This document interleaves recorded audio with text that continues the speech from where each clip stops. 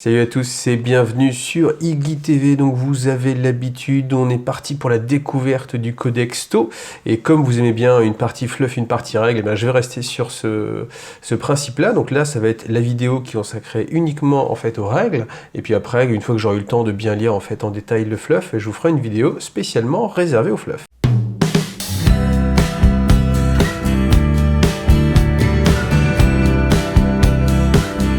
Un petit peu quand même le sommaire, histoire que vous ayez une petite vue assez rapide quand même du codex. Mais je trouvais qu'il y avait vraiment beaucoup de fluff, hein, vous voyez, 74 premières pages. Même les armées de l'expansion aussi, ça c'est aussi un petit peu du fluff. Et puis un total de 136 pages. C'est bizarre parce que moi quand je vois le bouquin, il m'a l'air plus épais. Donc voilà, allez, on va aller directement aux règles. On zappe toutes les images et tout. Hop là, c'est parti. Alors, bien sûr, on commence avec les règles spéciales. La règle spéciale, toujours hein, de la même façon. Les taux, vous avez l'habitude, c'est pour le bien suprême. Donc ça permet à n'importe quelle unité qui va avoir cette capacité de pouvoir faire un tir en état d'alerte si une unité qui est à 6 pouces ou moins se fait charger. Donc du coup, c'est-à-dire que si vous avez un rideau défensif avec plusieurs bandes de guerriers de feu, par exemple, et bien à partir du moment où un va se faire charger, enfin une charge est déclarée contre lui, et bien les différents rideaux vont pouvoir tirer derrière. Donc voilà, ça c'est assez classique. Par contre, petite nouveauté, maître de guerre. Donc maître de guerre, ça c'est une capacité que vont avoir les commandeurs.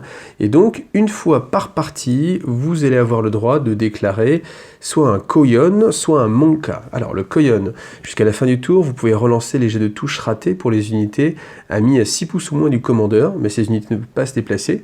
Donc l'inconvénient, c'est que vous allez devoir rester assez statique. Par contre, ça vous permet vraiment, sur une seule phase, de faire une belle phase de tir. Donc ça va être bien avec des broadsides, avec des unités comme ça qui n'ont pas besoin forcément de bouger, et qui sont là justement, ou une Storm Surge, qui sont là pour pas bouger justement. Et après, le Monka, donc les unités amies à 6 pouces ou moins du commandeur peuvent avancer et tirer comme si elles ne s'étaient pas déplacées à ce tour. Sauf précision contraire, vous pouvez utiliser l'appui de maître de guerre une seule fois par bataille, voilà. Et on verra bien sûr que avec Shadow Sun et Oshova, il y a possibilité de refaire un Monka et un Koyon. Alors on commence justement avec Shadow Sun, grande héroïne du bien suprême. Alors au niveau de ses capacités, bon voilà, mouvement 8, ça c'est pas mal, assez rapide. C'est 3+, ce qui est bien d'ailleurs, ce qui est même assez étonnant presque pour un taux, c'était 2+, évidemment, force 4, endurance 4, 5 points de vie, attaque 4, là aussi attaque 4, je trouve que c'est pas mal, hein. On sent la combattante, hein, quand on voit que Farsight à côté, lui aussi à 4, alors que lui on est plus enclin à se dire que lui va vraiment aller au corps à corps, etc. Je trouve qu'elle se défend quand même pas mal. Alors après, bien sûr, évidemment, elle n'a pas d'arme de corps à corps, mais bon, c'est quand même des capacités qui sont pas mal. Alors ensuite, éclateur à fusion, son arme de base, donc voilà, ça c'est assez classique. Elle en a deux, un de chaque côté. Portée 18, assaut 1, force 8, PA -4, dommage D6, et puis la règle, hein, c'est classique. Si vous êtes à demi-portée, vous jetez 2 dés et vous gardez le meilleur résultat pour les dommages. Alors pour ses capacités génie du Koyon, donc ça c'est la possibilité, une fois par partie, de refaire un Koyon, même s'il a déjà été fait, ou même si vous avez déjà fait un Monka juste avant. Ensuite, ex-armure XV22 Stalker, donc c'est-à-dire qu'elle a une sauvegarde invulnérable à 5+, voilà. Champ de camouflage, quand on tire sur cette unité-là, enfin sur Shadow Sun ou ses drones, vous allez avoir un malus de -1. Protectrice du bien suprême, c'est simplement en fait qu'elle peut avoir une escorte, plus ou moins, hein, de XV25 style, qui peuvent être à côté, et si du coup Shadow Sun doit perdre un point de vie, sur un 2 ou plus, c'est justement une des styles qui va prendre en fait à sa place. Et après, infiltration, donc le commandant Shadow Sun peut être déployé n'importe où à plus de 12 pouces de toute unité ennemie et hors de la zone de déploiement adverse. Ensuite, au niveau des aptitudes, donc ça va être les aptitudes surtout en fait de ces drones. Donc elle peut avoir un général de bouclier MV52, donc il y a une sauvegarde invulnérable de 3+, et chaque fois que ce drone perd un point de vie, vous pouvez jeter un dé, et sur un 5+, le drone ne perd pas de point de vie. Donc c'est une sorte de drone avec une insensible. Alors les relais de commandement, ça c'est si alors que le command link drone est à 3 pouces ou moins de Shadow Sun, vous avez la possibilité de désigner une unité de l'Empire TOE qui est à 12 pouces au moins du drone, et elle peut relancer les jets de touche de 1 jusqu'à la fin de la phase.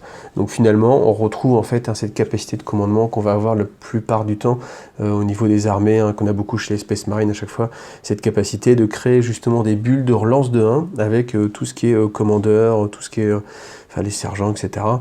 Drone de soutien. Alors, lorsqu'une unité est placée sur le champ de bataille, tout drone l'accompagnant est placé en cohésion d'unité avec elle. Après cela, les drones sont traités comme une unité séparée. Et ça, c'est assez important, parce que ça veut dire que du coup, ça vous fait 2 unités en fait. Donc ça peut faire des splits d'unités, il ne faut pas l'oublier, ça peut être intéressant. Parce que je ne crois pas avoir lu de règles qui disaient que justement les drones n'étaient pas opérationnels, enfin on ne pouvait pas prendre d'objectifs ou ce genre de choses comme ça. Et j'imaginais bien qu'on pouvait facilement l'oublier, et puis après à un moment donné, faire un split. Tant pis pour le soutien, et puis justement réussir à faire des petites farces comme ça. Alors, protocole salvateur, ça va être pour les drones. Donc, si une unité d'infanterie ou battle suite à 3 pouces ou moins d'une unité de drone est blessée par une attaque ennemie, jetez 1 des 6 sur 2+, vous pouvez allouer cette blessure à l'unité de drone au lieu de la cible. Si vous le faites, cette unité de drone subit une blessure mortelle au lieu des dégâts normaux. Ça, c'est extrêmement intéressant. Pourquoi? Parce que si le tir, c'est un tir de canon laser, par exemple, qui va être sur une broadside, et que, en l'occurrence, l'adversaire va faire il va faire des 6 dommages. On ne sait pas combien il va faire, mais l'idée c'est que vous faites votre sauvegarde, vous n'avez pas réussi à faire votre sauvegarde, que ce soit une invulnérable ou celle de couvert, peu importe, enfin, là vous savez que vous allez prendre les dommages, et à ce moment-là, vous pouvez l'allouer justement au drone, et sur un 2+, donc ça va quand même arriver plutôt souvent, c'est un drone qui va sauter. Et même si du coup il y avait des 6 dommages qui auraient pu être infligés, et bah du coup là il y aura seulement une blessure mortelle. Donc ça c'est plutôt pas mal, surtout pour protéger même les personnages. Vous imaginez, là c'est 5 points de vie, vous laissez prendre un coup de prédateur, canon laser, là elle est bien contente d'avoir ces petits drones pour la protéger. Alors le commandeur Farsight, lui, il va être plus orienté corps à corps, je pense que ça va être la figurine la plus orientée corps à corps qu'on va trouver. Donc mouvement 8, alors CC 2+, voilà, c'était 2+, force 5, endurance 5, 6 points de vie, 4 attaques, on aurait pu aimer plus, encore une fois par rapport à Shadowsun, commandement 9 et 3+. Alors, fusil à plasma à haute intensité, donc portée 30 pouces, tir rapide 1, force 6, PA-4 et dommage 2. Donc la lame de l'aube aussi, force plus 3, donc ça fait 5, 6, 7, 8. Et vous savez que 8, c'est vraiment le seuil qui est très très intéressant, puisque vous avez blessé évidemment sur 2+, tout ce qui est endurance 4. PA-4, tout le monde va y passer, et D3 dommages, ce qui est plutôt pas mal. Donc c'est la meilleure façon de justement créer un petit peu de danger au corps à corps avec Farsight. Alors bien sûr, si vous jouez Farsight, vous êtes obligé de jouer les Farsight enclave, c'est-à-dire que vous n'avez pas un set, enfin là c'est pareil, le set tau, c'est le set tau, c'est pas l'armée tau globale, mais c'est vraiment déjà une des factions, si vous voulez. Là on est vraiment sur 2 factions distinctes. Donc là voilà, si vous choisissez ces personnages, évidemment pour respecter le fleuve, vous êtes obligé de les jouer avec ce profil-là, enfin dans cette armée-là. Ensuite, Génie du Monka, c'est un peu la même chose que Shadowsun, ça veut dire qu'il peut déclencher un Monka même s'il y en a déjà eu un dans la partie, ou même si vous avez déjà fait un Koyon. Et puis après, générateur de bouclier, le commandant Farsight, c'est un inhibiteur de 4+, ça c'est classique. La frappe Manta, donc ça va être simplement de la frappe profondeur, vous le mettez n'importe où à plus de 9 pouces. Et voile à la lame courte, ça c'est assez intéressant, vous pouvez relancer les jets de touche de 1 pour les unités enclave Farsight, mis à 6 pouces ou moins du commandeur, à la phase de combat, ou à n'importe quelle phase, si la cible est une unité d'orques. Donc là, contre les orques, déjà que les orques sont pas à la fête, mais bon là encore, on respecte le fluff et l'historique, c'est assez sympa. Voilà, donc là les 2 personnages vraiment emblématiques de l'armée tau. Alors après, on va retrouver la panoplie des commandeurs. Donc ça, le commandeur classique en XV8, mouvement 8 aussi, 3+, 2+, 5, 5, 5 points de vie, 4 attaques, commandant 9, 3+. Alors il peut être équipé toujours de ces 4 slots, 4 slots d'armes, soit de tir, soit système de soutien. Donc là, canon induction, nacelle de missile, ça je le détaille là maintenant, histoire que ce soit dit, mais alors portée 18 pouces pour le canon induction, assaut 4, force 5, pas de PA, dommage 1, ça c'est très classique. La nacelle de missile, c'est plutôt une bonne arme. Moi j'ai toujours aimé la nacelle de missile, et là je pense que ça reste une arme qui reste vraiment très sympa. Portée 36, c'est bien, bonne portée. Assaut 2, voilà, pas de problème quand on bouge ou quoi que ce soit. Force 7, ce qui est pas mal. PA-1, bon voilà. Et dommage D3, donc ça peut créer là aussi des petites surprises, même sur des personnages à plusieurs points de vie, des unités. Enfin, il y a moyen de faire des choses quand même avec les missiles. Moi j'aime bien cette arme-là. Donc bien sûr, pour le bien suprême, maître de guerre, frappe mental, voilà, rien de spécial. Alors la XV85, la subtilité, c'est qu'elle a un point de vie en plus. Vous voyez, point de vie 6, là on est sur point de vie 5. Par contre, dans cette configuration-là, en fait, vous pouvez utiliser la XV802 Crisis Iridium, qui vous donne une sauvegarde de plus. Donc à vous de voir si vous préférez la jouer, j'ai une de plus, mais j'ai que 5 points de vie, ou alors j'ai directement 6 points de vie. Bien sûr, après ça dépend du coût de l'Iridium, hein, ça je ne rentre pas non plus dans les détails. Donc le commandeur classique, le commandeur XV86 Cold Star, donc là, la variante qui permet de bouger à 20 pouces, donc vraiment très très mobile, avec là aussi 6 points de vie. La différence, c'est qu'elle a un canon à induction surcadencé, c'est-à-dire qu'il va faire 8 tirs en fait, au lieu des 4 tirs classiques. Force 5, voilà, toujours dommage 1, bon voilà, c'est pas mal. Après, est-ce que c'est vraiment une arme extrêmement intéressante? C'est pas trop. Ensuite, il peut remplacer son canon à induction surcadencé et ou sa nacelle de missile par 2 objets de la liste armes de tir et armes de soutien. Donc on peut rajouter un autre canon à induction pour faire 12 tirs.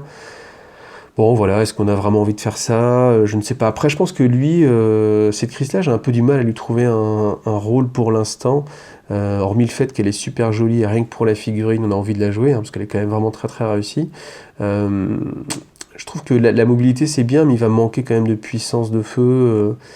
Comme on peut lui mettre que 2 armes, comparé aux commandeurs qui peuvent avoir 4 armes, qui peuvent rester quand même assez mobiles. Bon voilà.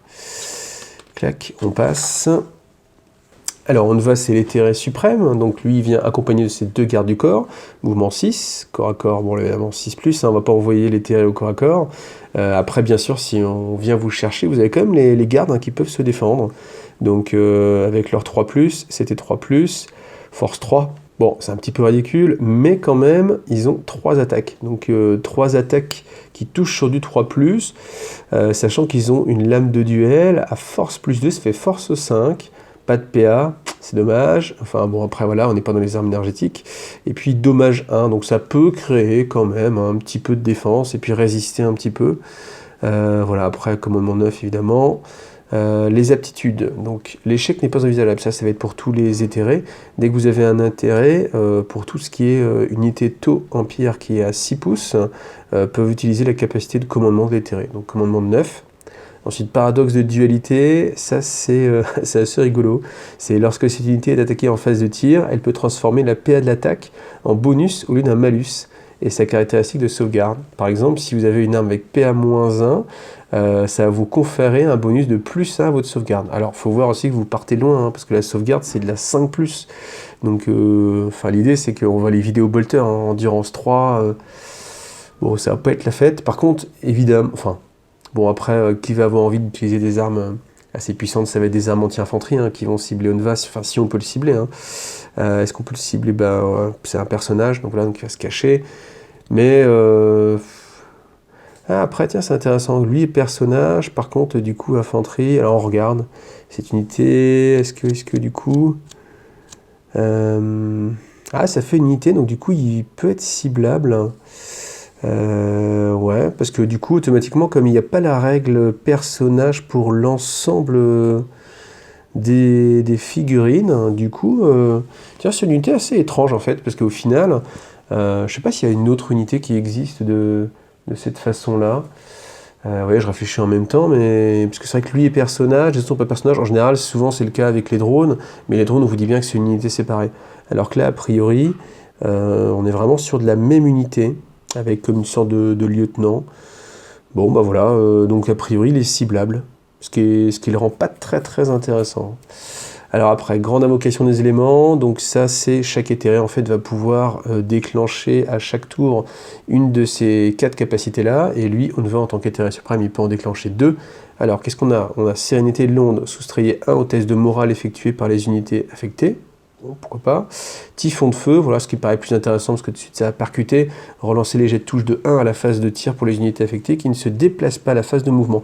Ça, c'est restriction, on l'a tout le temps quasiment. Hein. C'est un petit peu dommage parce que déjà que l'armée Tau, ça va être une armée qui va être plutôt globalement statique. Là, on vous encourage encore à rester statique. Bon, on pourrait aussi considérer que l'arméto, c'est une armée qui peut être très mobile, hein, justement, avec les exo-armures, etc., et qui va jouer justement sur la mobilité.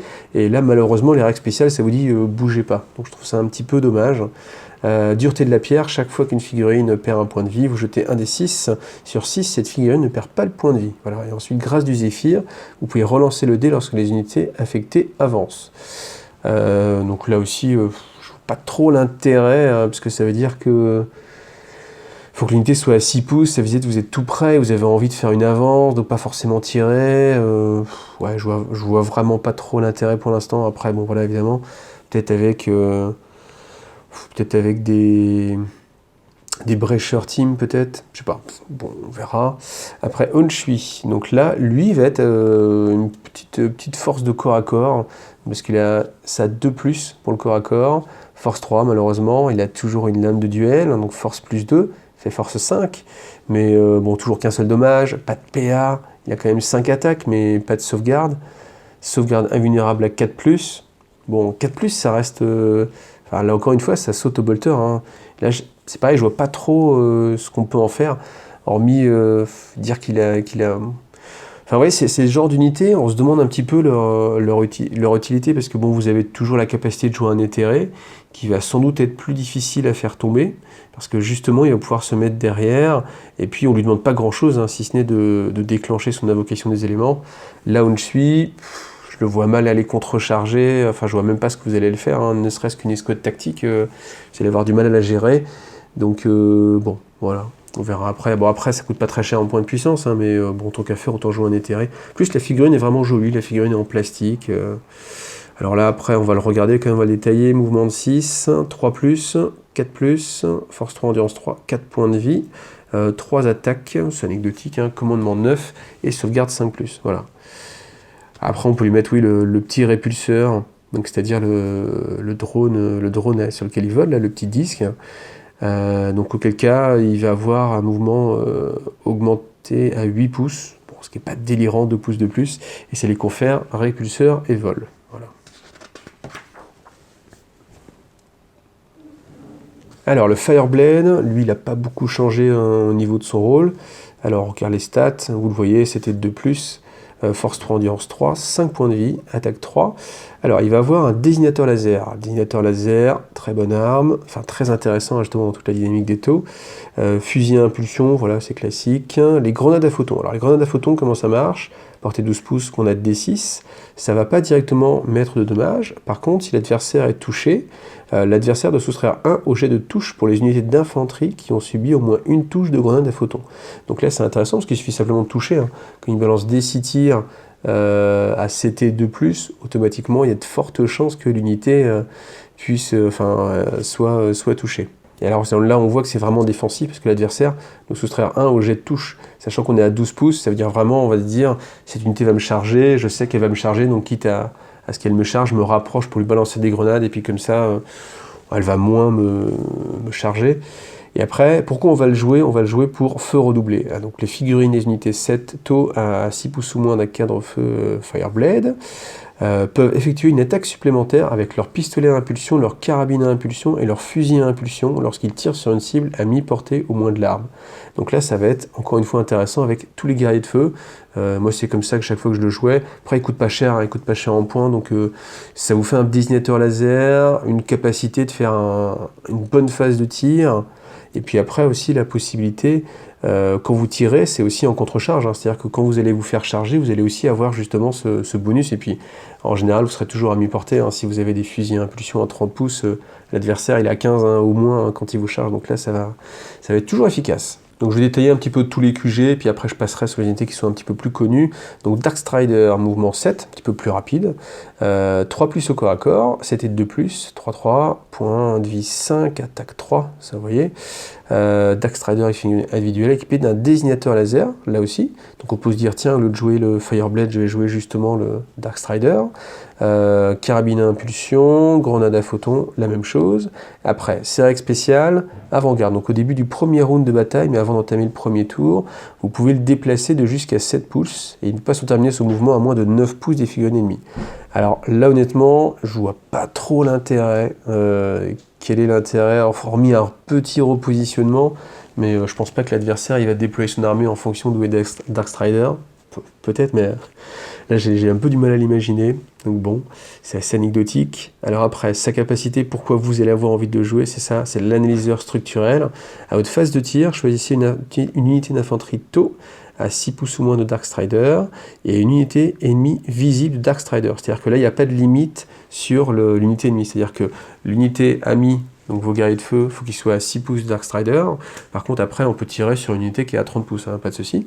Et du coup, on va ajouter 1 à ces jets de blessures effectués pour les attaques de justement cette unité. C'est ça, à mon avis, le bonus. Alors, c'est vrai que dans les faits, c'est cool d'avoir ce bonus-là, mais est-ce qu'on préférerait peut-être pas avoir une autre unité de guerrier de feu à côté? Voilà. Après, le dernier bonus, repli défensif.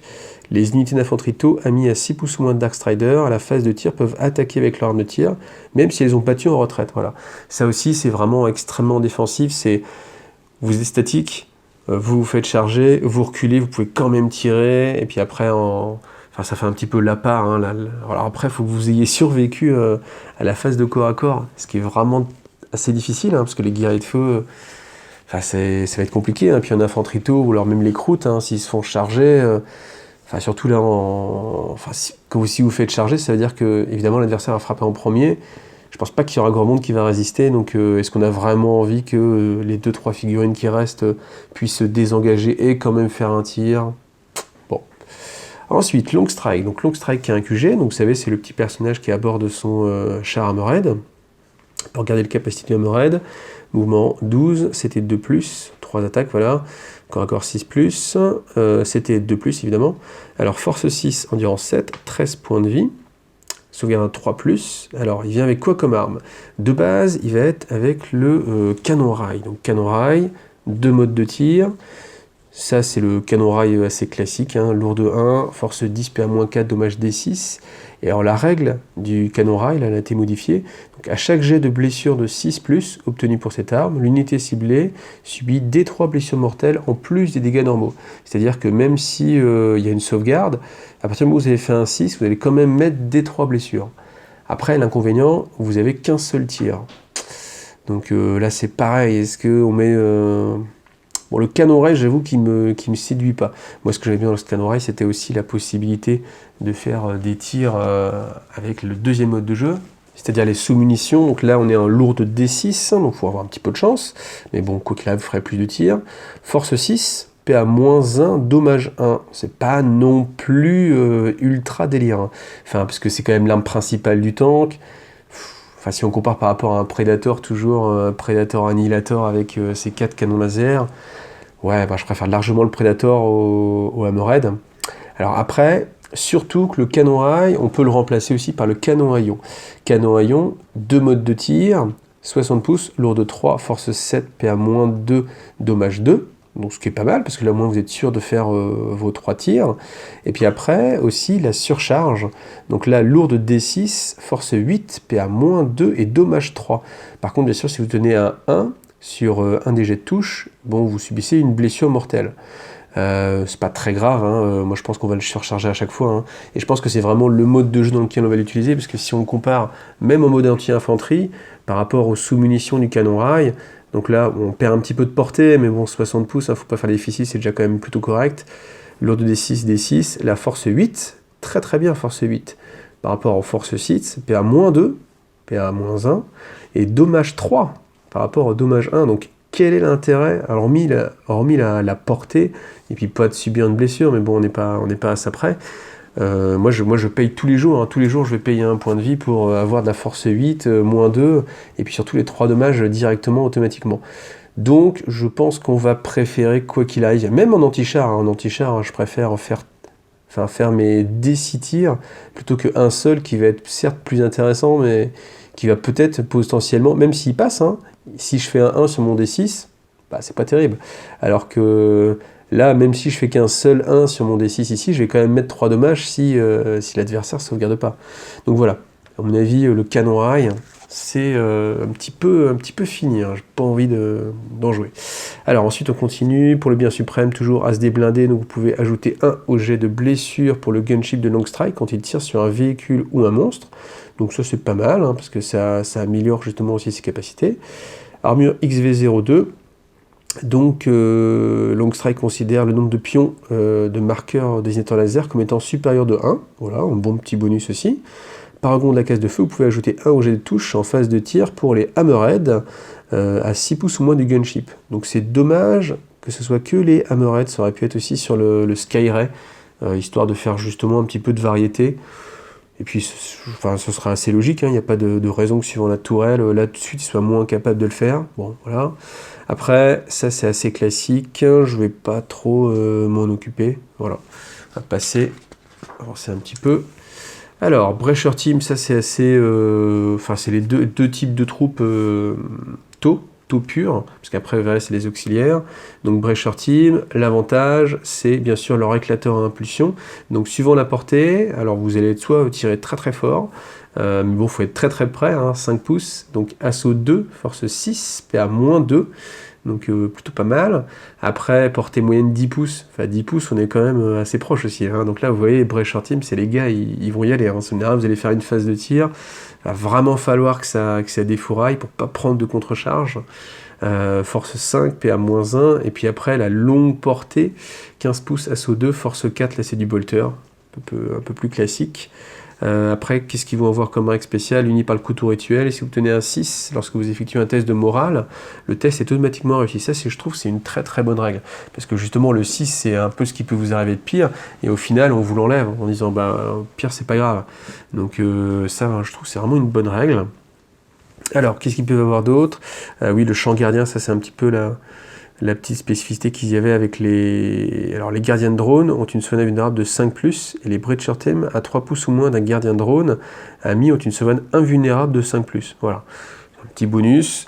Ça peut aider quand vous avez de la PA, que vous êtes dans la pampa et que vous essayez justement de vous rapprocher de l'adversaire. Alors bien sûr, toutes ces unités, elles peuvent aussi avoir des drones, un drone tactique. Bon, les drones tactiques, vous connaissez, hein, vous avez le drone, le gun drone, on les reverra peut-être tout à l'heure. Mais bon... Voilà, enfin les drones en tout cas, on refera un petit point tout à l'heure. Et ensuite, Strike Team, c'est ceux qui peuvent avoir soit la carabine à impulsion, donc 2 tirs à 18 pouces, force 5. Donc là, on se rappelle avec une petite larme du moment où ça faisait des pilonnages, c'était sympa, c'était il y a longtemps. Et ensuite, fusil à impulsion, voilà, portée 30, tir rapide, l'arme emblématique des taux, où justement vous avez cette capacité, même avec vos troupes, de commencer à picoter un petit peu l'adversaire. Et ça, c'est vrai que maintenant que force 5, si vous tirez sur, ne serait-ce qu'il y a un tank qui a endurance 7, vous le blessez sur du 5+, quand même, hein, c'est pas négligeable. Voilà. Après ça, on va passer... Alors les croûtes carnivores, bon voilà, moi j'ai jamais aimé jouer les auxiliaires, j'ai toujours préféré une armée 100% taux. Croûte Shaper, Croûte Rider. Alors lui ça peut être intéressant, pourquoi? Parce que il va toucher sur du 4+, et il a quand même cette arme là, le canon croûte, force 7, PA-1, dommage D3. Bon, pourquoi pas, comme il a 4 points de vie, ça peut vous faire quand même une petite force, je sais pas, est-ce qu'on peut imaginer en jouer plusieurs, bon, voilà. Alors, ensuite, les styles et les crisis, ça c'est vraiment aussi ce qui est emblématique de l'armée taux. Alors les styles, mouvement 8, CC 5+, c'était 4+, force 4, endurance 4, 2 points de vie, attaque 2, commandement 7, sauvegarde 3+. Voilà, 3+, c'est pas mal, hein. Bon, toutes les exo-armures, de toute façon, ça va être de la 3+. Alors elles ont quoi? Elles ont canon à induction, on connaît, elles peuvent avoir l'éclateur à fusion. Alors sachant que c'est une arme d'assaut, hein, l'éclateur à fusion, c'est pas une arme lourde, donc c'est sympa parce que ça vous permet quand même de tirer avec votre fuseur. Alors après par contre, hein, c'est qu'une figurine sur 3 hein, qui va avoir l'éclateur à fusion. Mais bon, maintenant, c'est moins grave, hein, maintenant qu'on est en V8 et que justement on peut splitter les tirs. Parce qu'à l'époque où on pouvait pas splitter les tirs, c'était un petit peu couillon justement d'avoir qu'un seul fuseur. Enfin voilà, là maintenant du coup c'est un peu plus sympa, un peu plus flexible. Alors verrouillage de cible, ça c'est assez intéressant. Une figurine avec verrouillage de cible ne subit aucune pénalité à ses jets de touche lorsqu'elle se déplace et tire avec des armes lourdes. Donc ça c'est pourquoi? C'est pour le désignateur laser. Ou lorsqu'elle avance et tire avec des armes d'assaut. Voilà, donc là c'est justement pour toutes les autres armes, pour justement avoir un peu plus de mobilité. Parce que du coup, on est à mouvement 8, mais là, vous allez toujours faire des assauts, hein, parce qu'il y a... Enfin, avec lui, en tout cas, il n'y a aucun intérêt à ne pas le faire. Cette figurine, enfin, c'est-à-dire faire une avance, hein. Cette figurine peut également avancer et tirer avec des armes à tir rapide, mais doit alors soustraire 1 à ses jets de touche. Donc ça, c'est une règle qui est très intéressante du rage de cible, mais qui est exclusivement dans la partie style, sachant qu'elles n'ont pas d'armes à tir rapide. Donc bon, voilà. On peut se demander pourquoi. Ensuite, infiltration au déploiement. Cette unité et tout drone qui l'accompagne peut être placé n'importe où sur le champ de bataille à 12 pouces, mais en dehors de la zone ennemie. Champ de camouflage, hein, comme Shadow Sun. L'adversaire doit soustraire 1 CG de touche. Donc là, il n'y a pas de notion de distance. Vous verrez pourquoi tout à l'heure. Et ensuite, balise de position. Alors, balise de position, qu'est-ce que c'est? C'est justement le petit bits en fait qui vient avec la boîte. Vous savez, la sorte d'antenne avec un socle où tout le monde s'est toujours demandé à quoi ça servait. On l'utilisait pour faire des conversions, etc. Et bien là, en fait, ça règle. Donc, tout simplement, vous pouvez la larguer à un moment donné. Et là où vous êtes posé, vous pouvez faire une frappe manta, c'est-à-dire arriver à des frappes profondeur à 6 pouces de la balise. Et ce, sans qu'il y ait de restriction par rapport à la portée, par rapport aux ennemis, hein, d'accord? Donc du coup, ça permet... Enfin, moi j'aime bien ce côté-là où on voit les styles qui vont essayer de placer justement une balise assez proche pour que, on imagine les crisis viennent, puissent apparaître, hein, et puis défourailler à courte portée, voire même charger une unité. Ensuite, unie par le couteau rituel. Si vous tenez un 6, voilà, le test est automatiquement réussi. Alors, les crisis, c'est très classique. Je me demande même si ça vaut le coup de les détailler, parce qu'il n'y a pas eu d'évolution. Attaque 2, 3 points d'ancrage. Voilà, on peut mettre toutes les 3 figurines, on peut mettre une iridium. Donc, vous savez, c'est la sauvegarde à 2+. Voilà, bon, on va passer, parce que même si c'est emblématique de l'armée, il n'y a pas eu beaucoup d'évolution. Donc on va avancer un peu plus. Bodyguard, donc là je vais commencer à aller un petit peu plus loin, hein. Enfin passer un petit peu les choses. Alors, Firesight Marksman, ça c'est une unité qui me semble très intéressante. Si vous savez, c'est le petit personnage là qui était accompagné en fait avec les 3 drones snipers.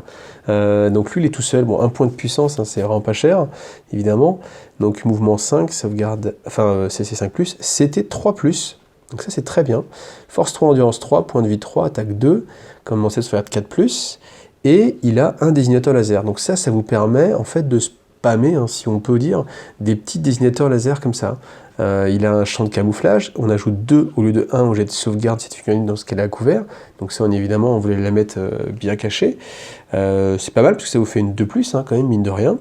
Et après, alors petit bonus aussi, on peut ajouter 1 au jet de touche des sniper drones à la phase de tir lorsqu'ils attaquent une unité visible d'un Firesight Marksman. C'est-à-dire que vous n'êtes pas obligé d'avoir le Firesight juste à côté en fait des drones. On peut très bien l'avoir un ici sur le champ de bataille et puis l'autre tout au bout de la table. Du moment que les deux ont une ligne de vue, justement les drones vont avoir ce bonus-là. Donc ça c'est pas mal. Enfin moi j'aime bien. Après bon, ça vous prend un slot d'élite, mais si vous avez des slots d'élite gratuits, c'est quand même pas mal d'avoir un désignateur laser qui va embêter l'adversaire en plus, hein. Puis mine de rien c'est un personnage, hein, pour peu qu'il soit pas la cible la plus proche, il va même pas être pouvoir pris pour cible. Moi j'aime bien, c'est le petit coup de cœur comme ça sympathique. Alors la Ghost Kill, mouvement 12, CC 5+, la CC c'est anecdotique, hein, pour les taux. On espère tous, hein, quand on joue taux de jamais aller au corps à corps. CT 4+, voilà, on peut pas avoir beaucoup mieux non plus. Force 6, endurance 6, 10 points de vie. Attaque 3, commandement 8, sauvegarde 3+. La Ghost Kill, après, elle est équipée donc d'un collisionneur à fusion et de 2 lance-flammes. Et ensuite de 2 MV5 Steel Drone. Alors, qu'est-ce que c'est le collisionneur? Le collisionneur à fusion, portée 18, lourde D3, force 8, PA-4 et dommage 6. Et bien sûr, si on est à mi-portée, vous avez toujours la capacité de garder, de jeter 2 dés pour les dommages et de garder le meilleur. Alors, par contre, le collisionneur à fusion, contrairement alors je sais plus comment il s'appelle, le fuseur classique, là c'est du lourd, donc certes ça met D3 dommages, par contre lourd ça veut dire que si vous bougez, eh ben, vous allez être obligé de soustraire 1 à vos jets pour toucher, sachant que de base vous touchez que sur du 4+, c'est pas forcément très sexy. Alors est-ce qu'on a envie de pas bouger avec sa Ghost Kill? Je ne sais pas. Après, heureusement, vous pouvez recevoir des objets de la liste système de soutien. Et on verra qu'il y a justement un système qui permet de pouvoir quand même tirer avec ses armes lourdes, enfin de pas subir de malus. Donc ça, à mon avis, ça va être auto-include. Donc on peut soit avoir le collisionneur infusion, soit avoir le cyclo-araseur à ion. J'aime bien tous ces noms un petit peu techniques. Alors, on choisit aussi 2 modes de tir. Le standard, 24 pouces, lourde 6, force 7, PA-1, dommage 1. Donc voilà, c'est les 6 tirs qui vont être intéressants, 6 tirs force 7. Ensuite, on a aussi la capacité de le surcharger. Là, on est en lourde 6 aussi. Force 8, PA-1 et dommage D3. Et là aussi, si vous obtenez un 1 sur un jet de touche, vous allez avoir une blessure mortelle pour la Ghost Kill. Alors ensuite, qu'est-ce qu'elle a? Elle va avoir le brouilleur actif, donc votre adversaire doit soustraire 1 au jet de touche pour les figurines qui attaquent cette figurine à plus de 6 pouces de distance. Là, contrairement au style, il y a une distance minimum. Elle peut aussi s'infiltrer. Et après, les drones style, donc ça vous donne la possibilité de rajouter plus 1, plutôt que l'adversaire doit encore soustraire 1. C'est un bonus cumulatif avec le Ghost Kill classique. Ce qui veut dire que si vous avez bien sûr la bonne combinaison, l'adversaire doit faire -2 pour toucher en fait les Ghost Kills s'il est à plus de 6 pouces. Alors à plus de 6 pouces, ça veut dire aussi que vous n'êtes pas trop rapproché pour utiliser votre collisionneur infusion, vous êtes vraiment sur le côté. Bon, c'est à voir une fois encore en termes de jeu. Après, l'intérêt, c'est qu'elle est quand même assez rapide, un mouvement 12, elle a le vol. Bon, c'est quand même assez mobile, elle va pas se faire prendre à partie, parce que quand même le -2 pour toucher, c'est assez sévère, hein, ça donne pas forcément envie. Après, elle a qu'une 3+, elle a pas d'invulnérable, mais bon, je pense que déjà le brouilleur, c'est une bonne protection, hein, parce que si l'adversaire a même pas envie de vous tirer dessus, au final, pas besoin d'avoir une sauvegarde, hein, c'est aussi simple que ça. Alors, la Riptide, là aussi, on est dans les figurines emblématiques. Alors, mouvement 12 pouces, CC 5+, CT 4+, toujours un petit peu dommage, on aimerait bien de la 3+, mais bon, on verra encore des systèmes de soutien qui peuvent donner des petits bonus. Force 6, endurance 7, 14 points de vie, attaque 4, commandement 8, et sauvegarde bien sûr à 2+, hein. La Riptide elle a une 2+. Alors, qu'est-ce qu'elle peut avoir comme arme? C'est de base le canon induction lourd, je crois, et de 2 systèmes de missiles autodirecteurs. Bien sûr, on peut changer hein, les missiles. Alors, le canon induction lourd, 36 pouces, lourde 12, force 6, PA-1 et dommage 2. Donc, bien évidemment, là encore une fois, le côté lourde, c'est un petit peu relou. Donc heureusement on a encore une fois on a la possibilité d'avoir des systèmes de soutien, mais c'est dommage de quasiment toujours être obligé de compenser ce malus là, parce que ça vous laisse plus qu'un autre système de soutien à choisir. L'accélérateur à ion aussi, donc 72 pouces, lourde D6, force 8, PA-3, dommage D3, donc ça c'est particulièrement intéressant. Quand vous le surchargez en plus, force 9, PA-3, et là l'avantage c'est que vous êtes sûr de mettre 3 dommages. Donc là c'est pareil, on va avoir envie de la surcharger. Par contre la Riptide, je pense que c'est une figurine qui va prendre cher hein, toute seule. Pourquoi? Parce qu'elle a son réacteur Nova. Alors, on va faire dans l'ordre, donc pour le bien suprême évidemment, générateur de bouclier, 5+ invulnérable, réacteur Nova. À chaque phase de mouvement, vous pouvez utiliser le réacteur Nova de cette figurine, vous allez alors avoir une blessure mortelle, et choisissez un des effets suivants. Donc soit une invulnérable à 3+, donc vous perdez un point de vie pour gagner une meilleure capacité de défense, soit l'accélération, elle peut se déplacer de 2d6 pouces à votre phase de charge, même sans déclarer une charge. Donc là on retrouve un petit peu la capacité qu'on avait hein, au début avec les Crisis, de pouvoir sortir d'un couvert ou derrière un décor ou quoi que ce soit, tirer, et puis après aller se planquer à nouveau. Bon, sachant que là, vu la taille de la Riptide, ça va être un petit peu compliqué de la cacher. Charge Nova, suivant l'arme dont dispose la figurine, le type de son canon d'induction lourde devient lourde 18, ou alors le lourde D6 devient automatiquement 6. Et ça, du coup, c'est plutôt carrément sympa. Parce que là, vous êtes sûr pour un point de... Enfin, voilà, après, là, vous allez consommer du point de vie, mais... Vous voyez, vous faites 6 tirs, force 9, PA-3, dommage 3, qui touchent sur du 4+, avec peut-être des petits bonus si vous avez un commandeur juste à côté. Voilà, là, ça commence à être pas mal. Alors après, la particularité de la Riptide aussi, c'est qu'elle peut avoir les drones les Shield Missile Drone, donc c'est-à-dire et une sauvegarde invulnérable à 4+, avec aussi la nouvelle capacité là, des drones qui, sur un 5+, ignorent la perte de points de vie, et puis aussi la capacité de lancer en fait des missiles, une nacelle de missiles sur chaque drone. Donc voilà, une unité sympathique hein, qu'on va continuer à voir hein, à mon avis. Pathfinder Team, alors je vais passer un petit peu les stats, hein, vous pouvez les lire. Moi ce que j'aime bien c'est aussi le fusil à ion ici, donc ça veut dire que sur une unité qui fait 5 figurines, vous pouvez avoir jusqu'à 3 Pathfinder avec le fusil à ion. En standard, tir rapide, force 7, PA 1, dommage 1, ça c'est un peu une nacelle de missile.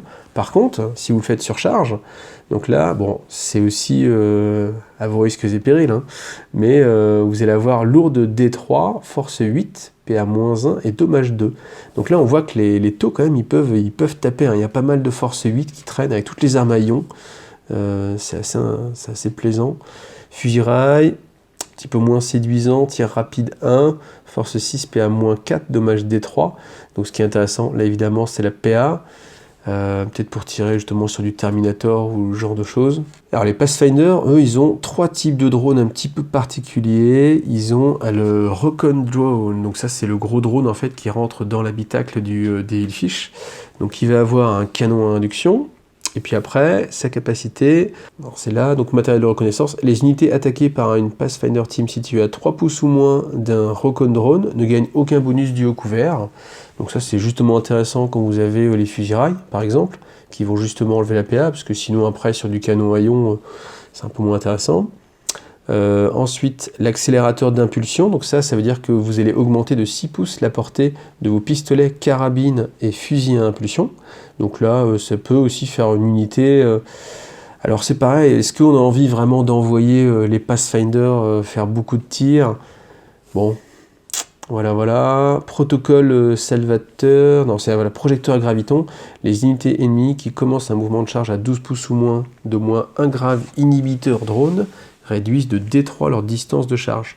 Donc c'est pour justement encore vous donner un petit bonus, tout en sachant que si on utilise, à mon avis, ces deux-là en conjonction, enfin c'est comme ça que ça paraît le plus logique, hein, c'est de se dire on va se rapprocher de l'ennemi pour faire du tir rapide. Je sais pas, faut voir après dans les détails. Piranha, je passe parce qu'il n'y a rien d'extraordinaire. Ça c'est classique. Alors les drones, vous les prenez par 4 et ensuite à chaque fois donc vous choisissez de quel type ils sont. Soit ils sont gun drone, donc avec 2 carabines à impulsion, ça fait quand même 4 tirs, hein, mais bon 4 tirs qui toucheront sur du 5+. Soit vous les prenez en mode désignateur laser, donc là désignateur laser c'est une arme lourde, par contre il faudra faire attention. Sachant que c'est pareil, la CT elle n'est pas terrible. Et puis, dernière possibilité, c'est les shield drone. Alors on peut se dire, c'est pas très intéressant de jouer juste une escouade de shield, sauf qu'avec cette capacité justement de les mettre à côté de n'importe quelle unité, on peut facilement faire une ribambelle, et c'est ce qu'on voit déjà, hein, c'est des ribambelles de drones qui couvrent un petit peu toutes les unités, et dès que vous avez votre Riptide, votre Ghost Kill, votre Commander ou quoi que ce soit qui va prendre des dommages un petit peu sévères, vous dites bah tiens non mais je vais la mettre sur un petit drone à la place, puis voilà, comme ça fait le café. Ah oui, si par contre, hein, les dynamisateurs laser sur les drones n'ont pas de malus. Hein. Bon, après, ça reste sur du 5+, mais c'est pas du 6, heureusement, parce que là, ça aurait été vraiment pas intéressant. Mais bon, vous quand même avoir des petits bonus, parce qu'on verra après, encore une fois, dans les systèmes de soutien. C'est là où ça prend aussi tout son sens. Alors, les V-Speed, je me suis demandé même s'ils allaient les garder. Donc, ils sont toujours là. Mouvement 14, 4+, 4+, force 3, endurance 4, point de vie 1. Voilà, attaque 1, et par contre leur arme, évidemment c'est pour ça qu'on les jouait à l'époque, portée de 18, assaut 2, force 5, PA-2 et dommage 1. Alors, est-ce que ça reste intéressant? Là c'est pareil, c'est encore une fois des unités moi, qui m'attirent pas, alors certes c'est encore une fois des auxiliaires, mais bon, Chien croûte, voilà, une petite unité pas très chère, genre pour aller harceler un petit peu l'adversaire, ou pour même prendre des petits objectifs, hein, ça vous fait une unité vraiment assez rapide. Bon ben voilà, si vous avez des slots d'attaque rapide, des petits points à dépenser, ça peut être sympathique. Ensuite, les broadside. Broadside, là, rien n'a changé a priori. Toujours la même chose, la sauvegarde, capacité de mouvement. Donc je ne vais pas m'attarder dessus, hein. Bon, on lit les rails, hein, enfin les armes de base, fusil rail lourd, 2 tirs à 60 pouces en lourde, force 8, PA-4, dommage des 6, avec toujours cette capacité, hein, sur un 6+. Alors là par contre, contrairement au rail gun lourd, on va dire de celui des Hammerhead, là c'est une blessure mortelle si vous faites un 6. Et l'autre arme, c'est les nacelles de missiles à haut rendement, donc là 36 pouces, lourde 4, force 7, PA-1 et dommage D3. Et en fait, il faut bien vous dire que vous avez 2 fois la nacelle de missile, donc du coup, ça va vous faire 2 fois 4 tirs à 36 pouces, force 7, puisque vous pouvez même splitter vos tirs, hein, faut pas l'oublier. Donc moi, j'ai joué plutôt comme ça, hein, plutôt avec les missiles en mode nacelle de missile plus nacelle de missile à haut rendement, voire même peut-être des missiles seekers si on a de la place en termes de points. Mais voilà, hop, on continue à passer. Le Hammerhead, j'en ai déjà parlé avec Long Strike, donc je ne vais pas non plus revenir dessus. Encore une fois, canon rayon, ça me paraît intéressant. Canon rail, je ne suis pas motivé. Alors ensuite, le Skyray. Skyray, lui, qui va avoir donc ces 6 missiles, 6 missiles Seeker, avec bien sûr 2 désignateurs laser qui sont lourdes par contre, donc dès que vous bougez, vous allez avoir le malus pour tirer, et en fait, sur les véhicules, il n'y a pas moyen de les améliorer, il n'y a pas accès à des améliorations pour justement pouvoir bouger sans être embêté par les armes lourdes, ce qui rend encore une fois les véhicules plutôt pas très mobiles, donc bon, là, je suis pas très fan, hein, hormis vraiment un statique avec canon à ion. Sinon, je suis pas très fan. Les sniper drones, donc là, mouvement 8, voilà. Une arme avec tir rapide à 48 pouces, donc c'est pas mal, parce qu'à 24 pouces, vous allez pouvoir faire quand même 2 tirs. Bon, par contre, évidemment, CT5+, ça fait pas rêver. Vous avez quand même vos systèmes de camouflage, donc l'adversaire doit rajouter 1 à tous ses jets pour toucher. Par contre, ce que je trouve un peu dommage à chaque fois, c'est que c'est jamais la même chose. C'est-à-dire que pour les styles, il n'y a pas de portée. Pour la Ghost Kill, c'est 6 pouces. Pour les Sniper Drones, c'est 12 pouces. Bon, j'aurais préféré que tout soit unifié, plutôt que chaque unité ait sa propre règle. C'est un petit peu plus compliqué pour l'adversaire, c'est un petit peu plus compliqué pour vous aussi de s'en rappeler. Donc voilà, hop, la petite remarque. Le Devil Fish, je vais pas m'attarder dessus parce qu'il y a à peu près rien à en dire. Le Razor Shark, alors le Razor Shark, toujours la compétition, hein, soit Razor Shark, soit Sun Shark. Bon, clairement, moi j'ai préféré les Sun Shark. Pourquoi? On va regarder donc qu'est-ce qu'il a comme bonus. Il a sa tourelle quadricube à ion, donc qui est assez intéressante, hein, mais qui va faire que 4 tirs. 4 tirs force 8, PA, -1, dommage D3. Ça, c'est une arme quand même qu'on commence à avoir. Enfin, il y a des possibilités de l'avoir un petit peu partout. Bon, il n'a pas forcément d'autres bonus, alors qu'à la place, vous pouvez avoir le Sun Shark. Sun Shark qui va avoir donc des fusils à ion, donc des fusils à ion qui sont sur ces drones. En fait, vous savez, il a des petits drones qui lui sont attachés, et alors on va là, être figuré individuel équipé d'un désignateur laser. Donc déjà il a un désignateur laser, c'est bien, une nacelle de missile, il peut en avoir une deuxième en équipement, 2 missiles seekers, et il est accompagné par 2 drones intercepteurs, chacun équipé de 2 fusils à ion. Ça veut dire qu'au total vous avez 4 fusils à ion, et le fusil à ion, quand on le surcharge, là c'est pareil, lourde D3, donc ça va faire 4 fois D3, force 8, PA-1, dommage 2. Voilà. Alors le petit inconvénient, c'est que si on obtient un, bon alors ça c'est où que ça va être marqué, ça va être là, arrimé. Cependant, un jet de touche de 1 pour le fusil à ion avec le profil surcharge tue un des drones au lieu d'infliger une blessure mortelle à cette figurine. Ça c'est, enfin, ça limite un petit peu parce que c'est vrai que sinon 4D 3 tirs force 8 ou juste on perd un petit point de vie, ça aurait été vraiment un petit peu cheaté. Là par contre, tout de suite on le paye cher. Déjà ça veut dire qu'il faut que vous fassiez chaque tir vraiment séparément. Chaque D3 tirs, il faut les faire séparément, et à chaque fois que vous ferez un 1 dans un pool de D3 tirs, je ne sais pas si c'est très clair, mais voilà, vous le relirez, vous allez perdre votre drone, donc sachant que ça va être séquentiel, Je crois pas qu'on ait le droit de dire tiens, je vais faire tous mes tirs en même temps. Si un adversaire le fait, je pense qu'il faut les faire un par un. Donc voilà, il y a moyen de perdre assez facilement justement son drone. Alors après, qu'est-ce qu'il a d'autre aussi? Il a surtout la bombe à impulsion, que j'aime beaucoup. Donc cette figurine peut larguer une bombe à impulsion en survolant les unités ennemies à sa phase de mouvement. Après le déplacement de cette figurine, ciblez une unité qu'elle a survolée, puis jetez 1 des 6 par figurine, jusqu'à un maximum de 10, mais quand même c'est pas mal, hein. Vous avez 8 figurines, vous jetez 8 dés. En ajoutant 1 si l'unité est de l'infanterie, donc ce qui va être le cas, enfin la plupart du temps. Hein. Et donc sur 5+, vous avez une blessure mortelle. Donc c'est fort parce que les blessures mortelles, ça ignore les couverts. Et puis simplement, voilà, vous avez, je sais pas, une escouade dévastateur ou quoi que ce soit dans un couvert, puis vous arrivez et voilà, vous bombardez. Après, la bombe à impulsion, elle n'est pas limitée à une fois dans la partie, ce qui pouvait être le cas avant. Là, vous l'avez à chaque tour, hein, et donc c'est pour ça que c'est vraiment très intéressant. Alors bien sûr, ça vous oblige à passer sur une unité, mais enfin bon, il y a moyen de justement tourner, de bien gérer ça. Voilà. Après, vous pouvez même désarrimer les petits drones, les laisser ailleurs. Enfin, moi, vraiment, je préfère le Sunshark, hein, qui est beaucoup plus polyvalent et qui, à mon avis, avoir un impact beaucoup plus important.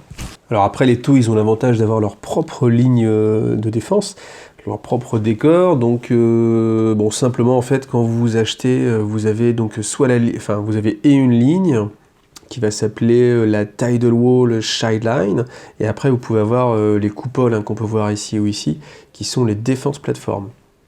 Donc l'intérêt de la défense plateforme, c'est qu'il a une endurance de 7, mais sorti de ça, on préfère vraiment avoir, enfin moi je préfère vraiment avoir la shield line. Pourquoi? Parce que sur une sauvegarde non modifiée de 6, vous faites une blessure mortelle à l'unité qui vous tire dessus. Donc enfin moi je trouve ça vraiment intéressant, parce que là encore une fois, on est dans la dissuasion. L'adversaire il se dit bon, j'ai plein de tirs à faire, certes j'ai envie de dégommer l'unité de guerrier de feu, mais s'il tire avec une unité qui va pas avoir beaucoup de points de vie, ça peut être un petit peu galère, ou même des figurines simplement qui ont un seul point de vie.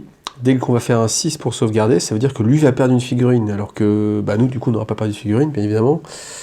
Bon, sachant qu'il y a quand même... ouais, je trouve que c'est plutôt intéressant à jouer. Après, faut voir si on a les points. Alors les gun drones, l'intérêt c'est que vous avez 4 drones livrés avec gratuitement, et puis aussi la défense, donc bon pourquoi pas, si vous avez envie de jouer une escouade de drones en fait, ou si vraiment vous voulez avoir beaucoup de drones, et bien simplement vous pouvez mettre, hein, si vous avez les points en plus, le Tidal Wall Drone Port, parce que comme ça va vous permettre d'avoir une sauvegarde en plus, hein, avec le socle. Alors, je ne sais pas si je suis très clair, mais du coup, pour le coup en point, vous avez en plus, pas gratos, mais vous avez cette plateforme en plus. Ensuite, le gun rig, et l'intérêt, lui, c'est qu'il a le canon rail suprématie. Alors ça, c'est un nom qui pète, hein. Canon rail suprématie. Tu fais waouh. Alors, portée 72 pouces, ok. Lourde 2, ouais, c'est pas mal. Force 10, PA-4, dommage D6. Toujours pareil, sauf que du coup, on est vraiment sur la CT de 5+. Et l'autre inconvénient, c'est que c'est une arme automatisée qui va tirer sur l'unité de la plus proche. Et l'unité la plus proche, ce sera sûrement pas celle sur laquelle vous avez envie d'envoyer vos 2 tirs de Ray Gun suprématie. Donc, bon, après je trouve que c'est un petit peu cher encore. Je sais pas si c'est... alors c'est sympa comme figurine. Après, est-ce qu'on a envie de la jouer? Je ne sais pas non plus. Et on termine avec la Storm Surge XV128. Donc là, la plus grosse figurine qu'on peut jouer en exo-armure classique, hein, sans parler de la magnifique Forge World. Alors, mouvement 6, c'est 5+. Elle va toucher sur du 4+. Force 8, endurance 7, point de vie 20. Attaque 3, commandant 8, 3+. Donc là, on a vraiment un profil de véhicule. C'est presque dommage qu'elle ait que endurance 7. Je l'aurais bien vu quand même en endurance 8 pour faire vraiment la plateforme vraiment solide.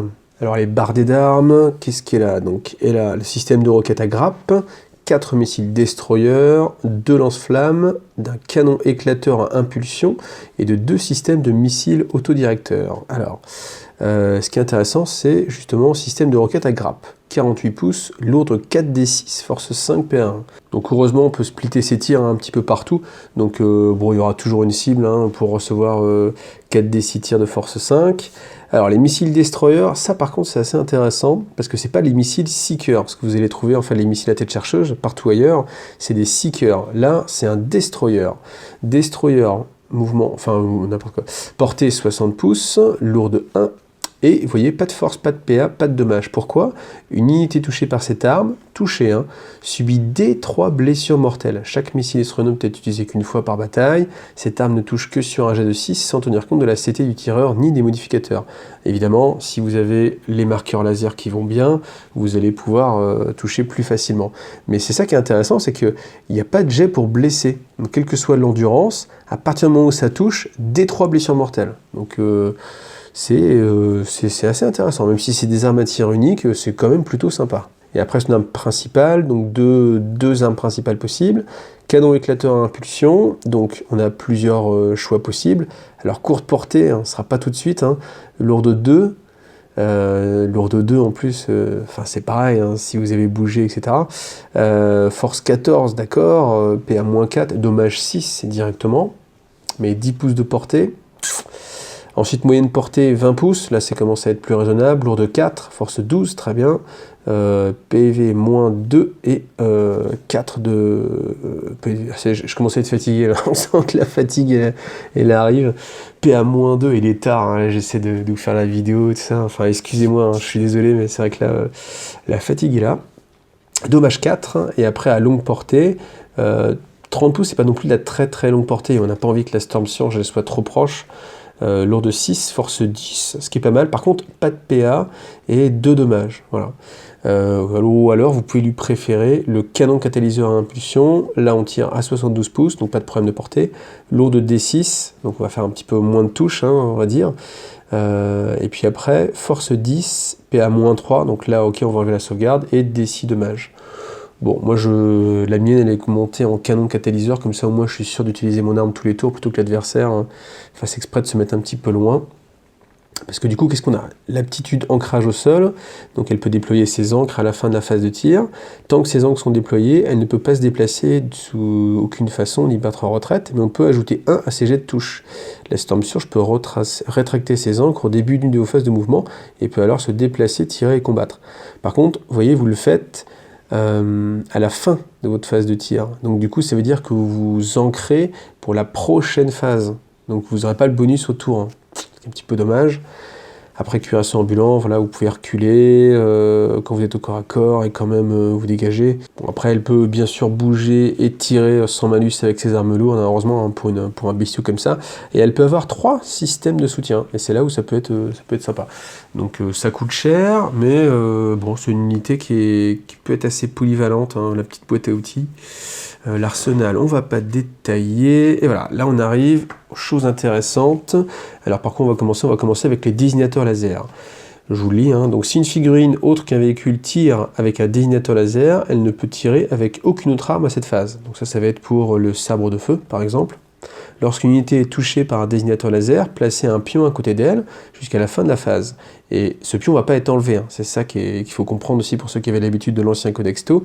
Vous mettez des petits marqueurs, et ces marqueurs ils vont rester tout le temps.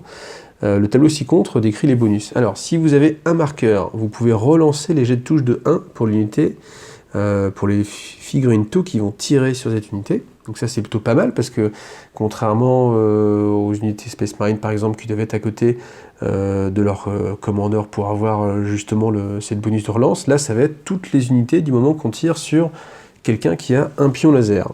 Ensuite, avec 2 pions laser, les missiles Destroyer et Seeker tirés sur cette unité utilisent la CT de la figurine qui tire au lieu de toucher seulement sur un 6. Donc ça c'est indispensable, sinon vous n'allez pas lancer vos missiles que sur du 6. Sachant qu'en plus, comme c'est cumulatif, vous allez utiliser vos CT et vous allez relancer les 1, ce qui est plutôt cool. Ensuite, si vous avez 3 pions, l'unité ciblée ne gagne aucun bonus dû au couvert, ça aussi c'est très fort. Et ensuite, pour 4, les figurines TO qui attaquent cette unité ne subissent pas de pénalité pour se déplacer et tirer avec des armes lourdes, ni pour avancer et tirer avec des armes d'assaut. Donc ça c'est un bonus à mon avis qui est là pour faire un petit seuil, mais qui va pas forcément être transcendant. À moins d'être un vraiment gros maître de la stratégie, parce que ça veut dire que ça, vous le prévoyez, vous dites, bah tiens, je vais faire à peu près 4-5 touches sur elle, donc je vais pouvoir quand même avancer, je sais que j'aurai pas de malus. Bon, voilà, c'est un petit peu un petit peu confus. Par contre, l'intérêt, c'est dès que vous êtes à 5 ou plus, vous ajoutez 1 au jet de touche pour les unités taux qui attaquent cette unité.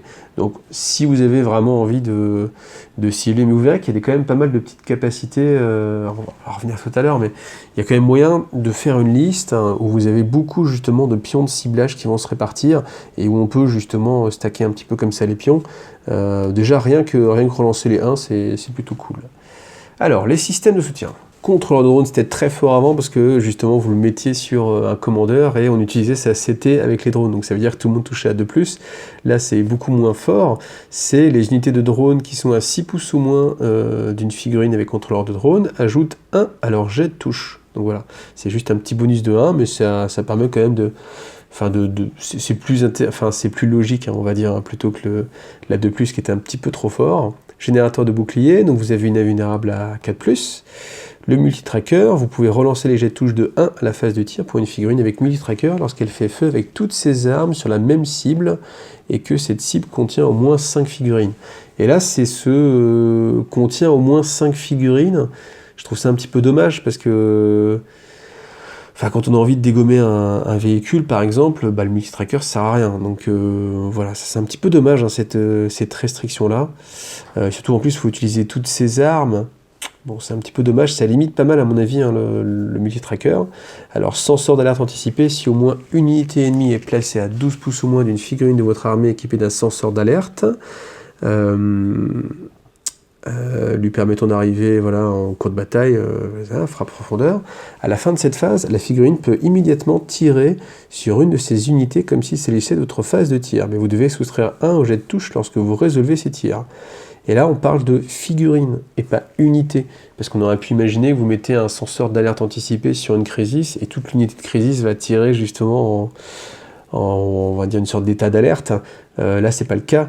Donc après, l'adversaire, il va savoir aussi où c'est. Comme il y a une portée de 12 pouces, bah, c'est pareil, ça me paraît assez anecdotique. J'ai pas envie de mettre mon système là-dessus. Ensuite, système de ciblage avancé. Une figurine avec système de ciblage avancé augmente de 1 la PA de toutes ses armes. Vous voyez, tout de suite, c'est beaucoup plus sexy. Hein.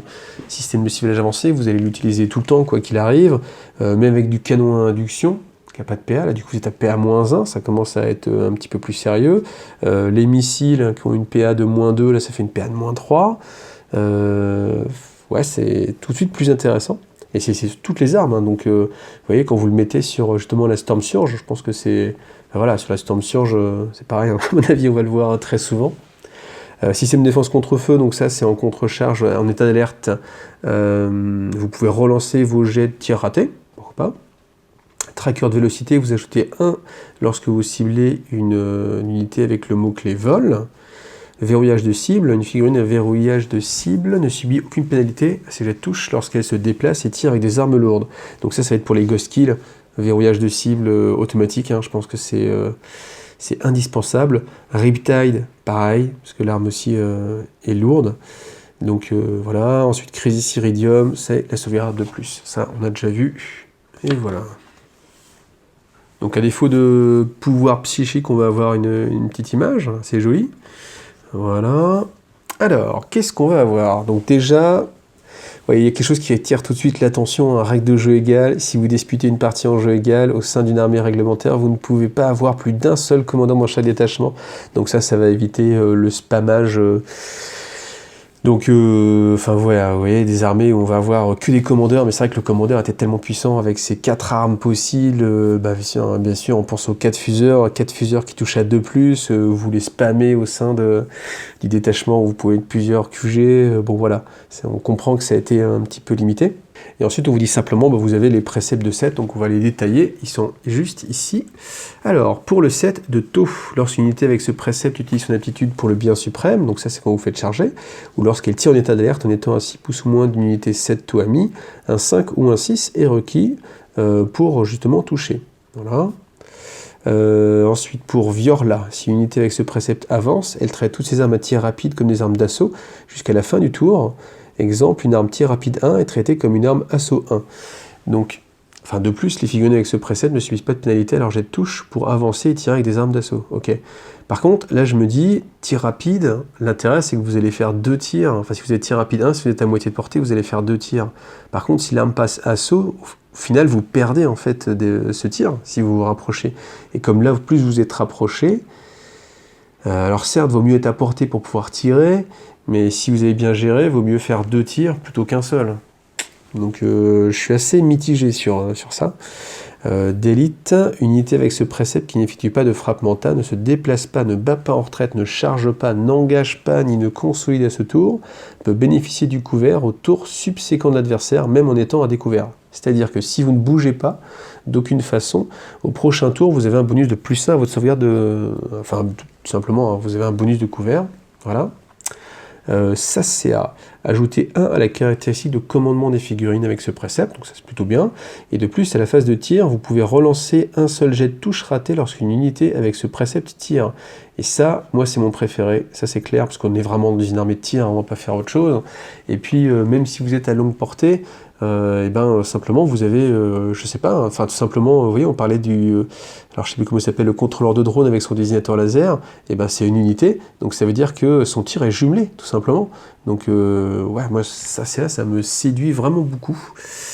Borkan, les figurines avec ce précepte peuvent ajouter 6 à la portée maximum de toutes leurs armes lourdes et à tir rapide dont elles sont équipées.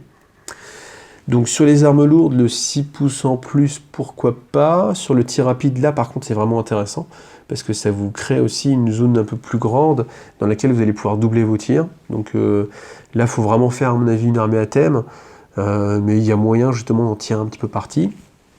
Et on finit avec les enclaves de Farsight. Donc relancer les jets de blessure de 1 pour les figurines avec ce précepte pour les attaques de tir contre les unités ennemies à 6 pouces ou moins du tireur. Donc ça c'est vraiment, vous jouez la dangerosité, l'alpha strike, vous arrivez, vous êtes tout prêt, vous balancez, vous relancez les jets de 1 pour blesser, sans doute les 1 aussi pour toucher. Et puis faut espérer avoir éradiqué la menace, hein.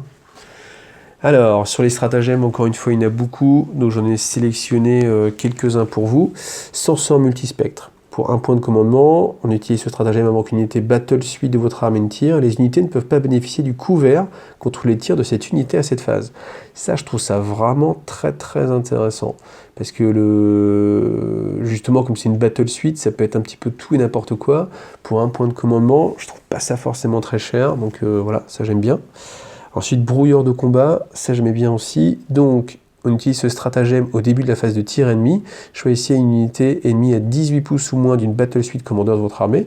Votre adversaire doit soustraire 1 au jet de touche effectué pour cette unité à cette phase. Donc ça, cumulé avec la capacité des ghost kills, avec la capacité des drones boucliers, il y a vraiment moyen que ce soit vraiment relou pour l'adversaire. Ensuite, le petit champ répulsif, donc stratagème taux empire aussi. Utilisez ce stratagème après qu'une unité ennemie réussit à charger une unité battle suite de votre armée. Jetez un dé pour chaque figurine de l'unité ennemie à 3 pouces ou moins de votre unité. Sur un 6, la figurine subit une blessure mortelle. Donc ça, je trouve que c'est plutôt pas mal, parce que pourquoi? L'adversaire va vous charger, il va déclarer une charge. Déjà, vous faites vos tirs d'état d'alerte. Toutes les unités qui sont avec, si vous avez des rideaux défensifs, tout le monde va tirer. Voilà, ça va déjà un petit peu égrener, normalement un petit peu l'armée en face. Ensuite, il réussit quand même à vous contacter, et pour chaque figurine de l'unité, hein, parce que normalement il va être à 3 pouces ou moins, pour un point de commandement, vous jetez un dé, et sur un 6, simplement, la figurine, bam, une blessure mortelle. Donc je pense que c'est vraiment quelque chose d'assez intéressant pour limiter vraiment l'impact de la charge, hein. Là, on voit vraiment que les stratagèmes, c'est des choses qui sont... Enfin, on peut pas l'ignorer, hein. Je pense qu'aucun joueur tôt, sauf si vraiment vous jouez tôt contre tôt, il n'y aura pas de charge, mais c'est sûr que les adversaires vont avoir envie de vous charger, et du coup vous allez avoir envie d'utiliser tous les tours au moins un champ répulsif. Ensuite on trouve le note de commandement qui était un petit artefact avant. Donc là, utilisez ce stratagème au début de votre phase de tir, choisissez un commandeur de votre armée. Il ne peut pas tirer à cette phase, mais une unité battle suite de votre armée à 6 pouces ou moins de ce commandeur peut relancer ses jets de blessures ratées à cette phase, tous les jets de blessures. Donc ça peut être aussi assez intéressant quand vous avez une grosse unité de crisis par exemple. Vous pouvez justement, ça peut être une des utilisations aussi de je sais pas comment ça s'appelle, la SV86, le commandeur très rapide, hein, qui peut justement aller se bouger et puis justement créer cette aura à côté. Justement, pourquoi pas, ça peut être intéressant. Ensuite, je vous parlais tout à l'heure des désignateurs laser qui pouvaient être boostés. Là, c'est ce qu'on va voir avec ce stratagème. Utiliser ce stratagème après qu'une unité ennemie a été touchée par un désignateur laser. vous pouvez placer D3+1 pions désignateurs au lieu de un seul. Donc avec un petit peu de chance, vous avez déjà vos quatre petits marqueurs. Quoi qu'il arrive, vous allez en mettre un en plus. Voilà, pour un point de commandement, c'est pas trop mal. Après, si vous jouez une Riptide, je pense que vous allez avoir envie d'avoir celui-ci aussi. Utilisez stratagème lorsque vous utilisez les réacteurs Nova. Vous pouvez choisir 2 des effets. Donc en général, on va prendre, j'imagine, le tir surboosté, et puis sans doute la sauvegarde aussi, hein. Ensuite, moi j'étais un grand joueur de Command & Conquer, donc je me rappelle du laser orbital, et là on le retrouve un petit peu, faisceau ionique orbital. Donc utilisez stratagème à haute phase de tir si un commandeur taux de votre armée ne s'est pas déplacé, il n'a utilisé son aptitude frappe manta à la phase de mouvement précédente. On désigne 2 points du champ de bataille à 2 d6 pouces l'un de l'autre, on trace une ligne.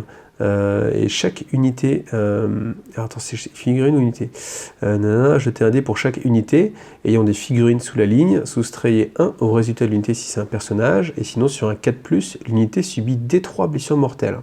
Donc si on a une armée assez paquée, ça peut être sympa. Alors ces 3 points de commandement, c'est un petit peu cher, mais il y a quand même moyen de pas mal entamer l'armée adverse, parce qu'après il n'y a pas de limite de portée, évidemment, il faut juste une ligne de vue. Et après sur cette page, je termine avec le mur de miroir. Donc utilisez stratagème au début de votre phase de mouvement, choisissez une unité de style qui est à 6 pouces ou moins d'unité de Ghost Kill. Vous pouvez immédiatement retirer l'unité de style du champ de bataille et les replacer n'importe où à 12 pouces ou moins des Ghost Kill et à plus de 9 pouces de toute figurine ennemie. L'avantage, c'est justement pour pouvoir se désengager sans être considéré comme justement en fuite, hein, du coup, vous pouvez et bouger et vous déplacer, hein, d'accord. Notez que cela ne compte pas comme battre en retraite si l'unité de style battue était à 1 pouce ou moins d'une unité ennemie lorsqu'elle a été retirée. Donc, cette synergie qui est entre les deux, elle peut être assez sympa, justement, parce que comme c'est en plus au début de votre phase de mouvement, les styles, elles vont pouvoir rebouger. Donc voilà, je trouve ça plutôt pas mal. Puis après, sur cette page-là, je vous ai sélectionné... Alors là, c'est ça par contre, vous voyez, là vous êtes sur du Two Empire encore. Par contre là, c'est suivant les sets. Donc il y en a un pour chaque on va dire, enclave ou set.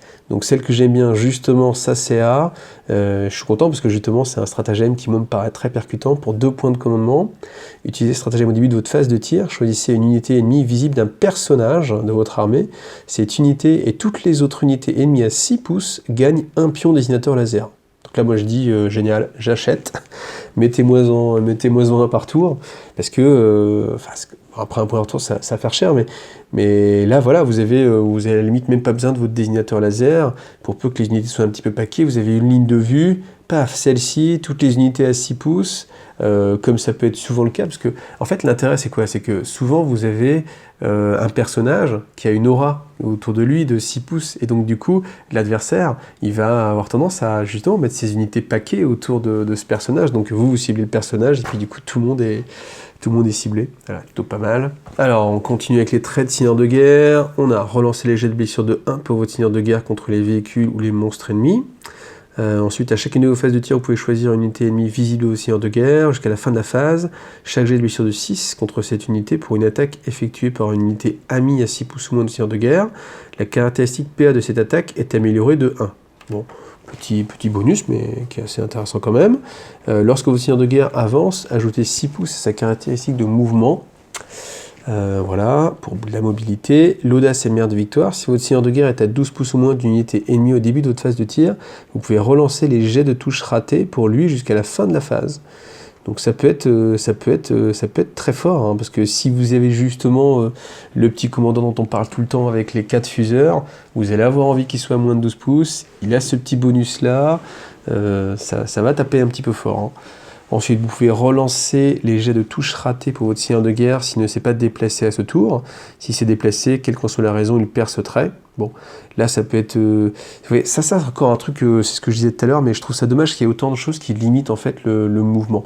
Peut-être que sinon, ce serait trop fort, hein, que c'est un équilibre qui est nécessaire, mais moi, j'aurais bien aimé que l'armée, justement, soit basée plus sur la mobilité que sur le fait de faut rester statique avec votre faut rester statique avec vos armes lourdes, sinon, faut mettre un équipement, faut rester statique avec la Storm Surge, faut rester statique avec votre commandeur, faut rester statique un petit peu avec tout le monde, c'est bon, un petit peu dommage. Et ensuite, dernier, votre seigneur de guerre peut avancer et tirer comme s'il n'avait pas avancé à ce tour. Après, comme j'ai mon petit set favori, on va regarder aussi son trait de guerre particulier. Donc les unités Sacea amis à 6 pouces ou moins de cette figurine réduisent de 1 le nombre de figurines qui fuient suite à un test de morale raté. Voilà, donc c'est un petit bonus, c'est pas le plus intéressant, mais bon, ça a le mérite d'exister. Donc on approche de la fin avec les systèmes personnels, hein, c'est l'équivalent des reliques. Donc qu'est-ce que je vous ai sélectionné? Alors ce que j'aime beaucoup, c'est le déstabilisateur sismique. Au début de chaque phase de tir, vous pouvez soit choisir une unité d'infanterie bénéficiant du couvert, soit un bâtiment à 12 pouces au moins du porteur. Si vous avez choisi un bâtiment, il subit D3 blessures mortelles. Bon, pourquoi pas, anecdotique à mon avis. Par contre, si vous avez choisi une unité d'infanterie, jetez un dé pour chaque figurine de l'unité. Il n'y a pas de limite. Hein. Il n'y a pas de limite. Pour chaque jet de 6, cette unité subit une blessure mortelle. Donc certes, c'est sur un 6, mais si vous avez... Enfin, c'est gratuit, hein. Vous dites simplement, tiens, t'es dans le couvert, bah tiens, toutes tes figues là dans le couvert, je jette mes dés gratos. Sur un 6, en plus c'est au début de la phase de tir, donc comme ça vous donne des informations. Sur un 6, elle subit une blessure mortelle. Enfin, le déstabilisateur sismique, je trouve ça vraiment très très intéressant. Après, on a des petits Roland des anciennes façons de jouer tôt, donc le propulseur de manœuvre vectorielle, donc une battle suite tôt. Alors c'est du 7 taux par contre. Ah oui, j'avais pas vu cette petite distinction, mais vous voyez comme quoi, faut tout lire. Là, c'est réservé justement au 7 taux et pas à l'armée taux. Ça, c'est un petit peu différent. Il faut bien faire la distinction entre taux Empire et 7 taux. 7 taux, c'est vraiment... je vous remonte un petit peu le logo pour que ce soit bien clair, mais c'est uniquement celui-ci. Hein, vous voyez, si vous avez pris cette faction-là. Donc là, on avait justement la capacité de rebouger justement après avoir tiré à 6 pouces, comme ce que vous pouvez faire, hein, toutes les crises à l'époque. Hein. Et on va regarder encore une fois mon petit fétiche, le 7 Sacea. Donc les unités ennemies qui choisissent l'unité du porteur comme cible d'une charge doivent soustraire 2 à leur distance de charge. Voilà. Bon, petit bonus. Donc les coups en point, voilà, donc là qui fait tout le sel du jeu, mais encore une fois je vous le détaille pas, je vous laisse regarder. Et puis on arrive encore une fois aux objectifs tactiques alors je sais pas si c'est parce que c'est la dernière page, mais je trouve ça moins intéressant à commenter, voilà, et hop, et voilà, donc vous avez l'habitude maintenant, une vidéo exclusivement sur les règles, voilà, vous l'avez vu, et du coup après, il y a pas mal de fluff hein, dans ce codex. En plus je suis en train de lire Crise, alors comment ça s'appelle, Foi en crise, c'est avec Oshova, avec Farsight, donc du coup le fluff taux est vraiment assez intéressant, je pense qu'ils ont quand même pas mal travaillé dessus, donc je vous donne rendez-vous bientôt pour cette vidéo sur le fluff, et en attendant, merci à vous et jouez bien.